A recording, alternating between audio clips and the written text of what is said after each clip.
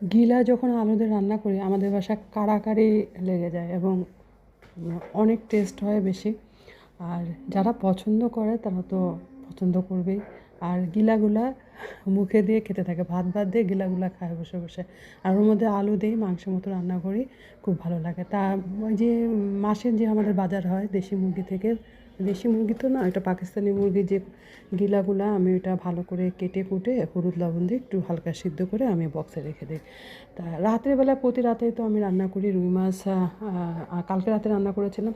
রাতে রান্নার উদ্দেশ্য কি, গরম গরম রান্না করা হয়, দুপুরে একসাথে কারোর খাওয়া হয় না। রাতে বাচ্চাদের নিয়ে সবাই একসাথে খাওয়া দাওয়া করি, গল্পগুজব করি, ভালো লাগে। আর গরম গরম খাবার কার না ভালো লাগে, শীতের রাতে তো আরও ভালো লাগে। তা যাই হোক, রাতে রান্না করেছিলাম রুই মাছ আলু দিয়ে, আর ভাজি করেছিলাম একটা। তা ওইটা দিয়ে খাওয়া, ওইটা ছিল, আর একটু ভাত ছিল সকালবেলা, ওইটা দিয়ে খাওয়া দাওয়া করলাম। আমার নাস্তা ছিল ওইটা, বাসি তরকারি বাসি ভাত। আর ওরা খেলো ডিম পরোটা চা, এগুলো বাচ্চারা খেয়ে টিফিন টিফিন নিয়ে চলে গেল। আর